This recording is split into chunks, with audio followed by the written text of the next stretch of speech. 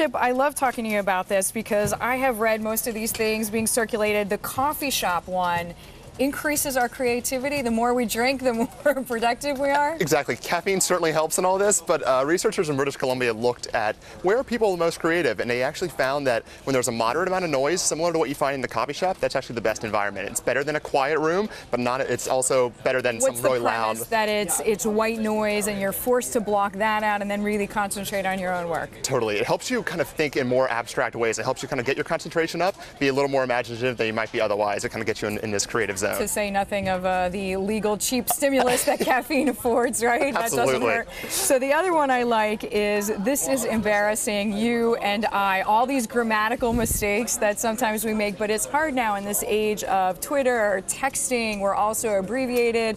Traditional grammar seems to have gone out the window. That's exactly the case. That a lot of what workers are finding is a lot of younger workers really are slipping on grammar, and they're having to have grammar classes for them. They're bringing in these experts to say, here's how you put a grammatical sentence, a correct sentence together. Old school. A little old school, trying to get the King's English back a little bit, but and certainly that you and I example is one that people mess up all the time. And then one that I love is that apparently most of the people we work with don't know how to listen. Right. So an author for Harvard Business Review says that 1 in 4 corporate executives has a listening deficit. They really need to focus on this. One way to do it is to, when you're taking notes, take detailed notes on one side of the page, and on the other side, write down the most important points. You can follow up on that later. It's a way to kind of a cue to say, this is the most important stuff. Let's really listen in on these points. Which kind of feeds into the next one that was clicked on quite a bit, which is the 9 habits, right, of highly successful people. Listening didn't show up in that list, though, did it? Listening didn't show up, but a couple interesting points did. One was that if really successful people, they think about time differently.